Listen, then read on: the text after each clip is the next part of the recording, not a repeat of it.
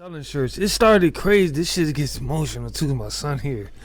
When I started, I ain't had no money. So like, I was with his mom and we sold our food stamps to get cash, to get inventory done, to give it away. So Give it away. We turn food stamps into food, but we ain't get no groceries. You know what I mean? We took his food stamps, sold them to get inventory, to give it away. Cause I believe like one day we gonna be where we at. How we living, Pop? We on the 16th floor, right? You got a bathroom in your room, right? You eat what you want, right? You know why he get what he want? Cause I sold his food stamps to build this brand.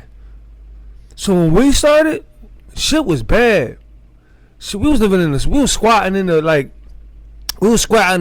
house. We took a house. Like I kicked in the door, changed the locks, wrote the lease up, and me, my son, and my baby mom, we started from there. So everybody's story gonna be different, but that's how I started. But as far as sales, it wasn't no sales. That's why it's samples to sold out, because we gave out samples before somebody bought it. That's the part that's left out when people start seeing what's happening now, the sacrifice. They see the end result. They see the spotlight. He's eating. He's living. They don't see what it took to get there. And a lot of people don't understand that to get somewhere you have to struggle. I remember coming home from prison in 2017, and I was working at the 25th Police District. And I said, F this job, I want to do a podcast. I went to work for a local radio station for free. For free. I told the guy I work for, I just want to learn the system, right? And started recording my podcast. Then the pandemic hit. I had no job. I was living off my art. That was like the most art I ever sold. I was selling like 6-7 pieces a month. And I'm talking about thousands of dollars, not just the $100. I'm talking about $8,000-$9,000 pieces, right?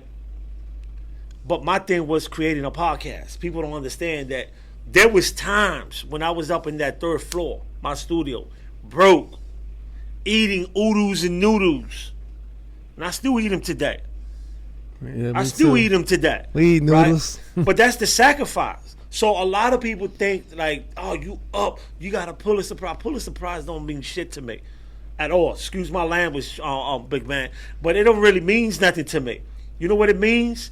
It means that the door is open for the next person in my neighborhood, someone that's struggling to say, I could create a story and reach the pinnacle of journalism. This man did it after 31 years in prison. So it's nothing impossible. It's just putting in the work. And that's the problem that we have. People want to create stuff. I want a studio. All right, go create it. Well, I don't really want to do that much. I said, think you don't want it. Got to sacrifice.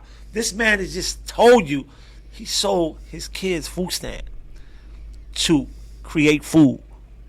You know, I think a lot of people didn't get that line. I don't think they caught that. I don't think they got that to create food. Yeah, but he's eating to that. Facts. You know, so what came about? You know, when was the first time that you said, I want to create a brand?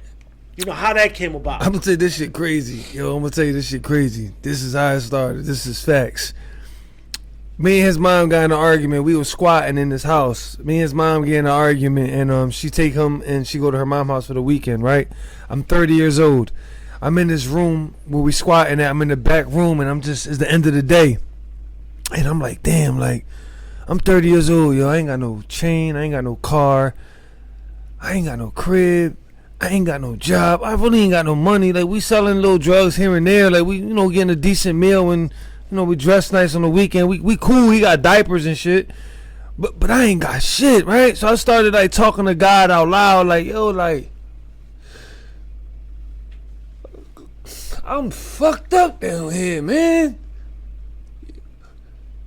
Like, shit hard, bro. I'm trying to ball.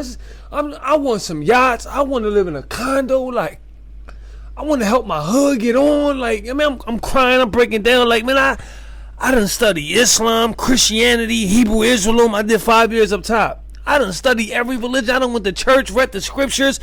I'm like, man, that shit don't touch me, man. Like, Jesus don't grab me, man. Muhammad don't grab me, man. Buddhism don't nothing grab me, man. But like, I know you real. I don't know I need you to show me something, man, 'cause I'm fucked up. I go to sleep crying that night. I go to sleep crying, right? I'm crying. I go to sleep crying that night. I get this dream that night. I'm in the hallway, and it's a dark hallway, and at the end of the hallway is a light, and there's a green heart and a red dollar sign. And I heard this voice, and it said, "Put this on clothes and forget everything you know." Well, I wake up in the morning. I'm just light up a cigarette and shit. My friends come outside. They live next door to me and shit. I'm like, yo, I had this fucking dream, nigga. Yo, this dream told me like, we're gonna put this on clothes, nigga. This shit gonna be major, nigga. Like, nigga, we gonna be balling, nigga. They laugh at me. Man, you bugging. I'm like, nigga, I'm about to forget everything I know, nigga. I'm forgetting the street code. I'm forgetting negativity. I ain't selling no drugs. I ain't fucking with you if you ain't doing nothing positive. I don't believe in no calendar. I don't celebrate no holidays, no birthdays. I'm forgetting everything I was ever taught. I'm going to build my whole life from scratch from this day forward. Yo, I was breaking down talking to God, bro. He spoke to me, dog. Everybody laughed at me. Took it to my mom. I said, Mom, I had this dream. My mom said, Mijo, ain't nobody gonna wear that. Mijo, man, you better get a job. I'm like, Mom, I ain't going back to work. I ain't selling drugs no more. I ain't going back to work. I'm gonna find a way to build this. I'm gonna find a way to build this bread. This gonna come to life. I'm gonna figure it out. And I stopped hustling. I tapped my face because I said, if I tap my face, it's gonna force me to make this work because ain't nobody gonna give me an application. Ain't nobody gonna give me no job if I got my face tatted. You know what I mean? I'm gonna have to make this shit blow. And started selling his food stamps. We giving out samples. A few people kind of like, bro, here go 200. I think, here go 200. Don't forget about me when you blow. This person gave me shout out to Face, rest in peace to Yola. Shout out to Nana, and then they gave Face a phone call. Face gave us $1,000. Josh, shout out to YO Josh. Josh bought me a car. Ape Gang Garcia gave me some papers. A few people gave me some paper, a little $100 here, Chris Smalls cut me a check. I just got off the phone with Chris Smalls. So within like the first year, it was no money. Nobody was there. I was selling food stamps.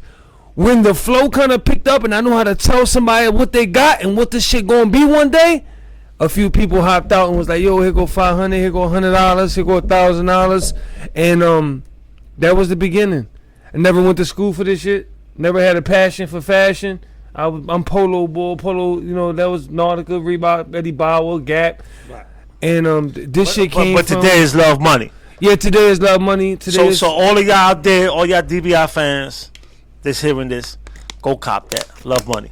Facts. So basically that was the beginning. That's how I came. And that first year the first 5 years was hell. I think people think like you can get lucky. You can come out, and if you got drive, you go out there and make $1,000 a day. I don't give a fuck if you put a doorknob on a shirt and call it my turn.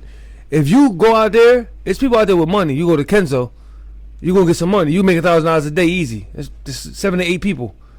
So it's money out there if you got the drive, but you gonna need the shortcuts that I learned over the last 9 years though. Yeah, I mean, if you go out there today and just like think you can walk through any block in Kenzo and get sales, probably not. You know what I mean? You gonna have to know how to talk to them. You gonna have to know how to say, here go a sample. You got to look size somebody up and know their size immediately. I done been across town, across Broad Street, where it's all black boys. Ain't no Ricans across there. 17th and Cumberland and all that. I done went across there. Yo, I got shirts. Now Pop, we cool. Size everybody up. 30 seconds. Give everybody a shirt. Come back next week. Yo, Pop, pull over. You got to know how to do that. You got to know how to ignore it. Now we don't wear that shit, Pop. We cool. Get the fuck out of here. So there's a lot of things that come with building a brand. Unless you plan to design it, put it online, and say, support me. I ain't take that route. I didn't even know that route existed. I took the route 100 shirts in a duffel bag. That's why if you look inside the shirt, if you look inside the tag, a lot of niggas don't know inside the tag, this is me and him when he was 2 years old. I used to walk with 100 shirts in the duffel bag that I sold his food stamps to get. And me and him, I used to have to carry him. You know what I mean? And walk around Kensington with 100 shirts in the duffel bag till that shit was sold out. You know what I mean? So now, you know, I think the first 5 years we did that. We had 2 stores in the first 5 years, but we were still walking around doing that and shit. You know, recently I came across one of your social medias when you say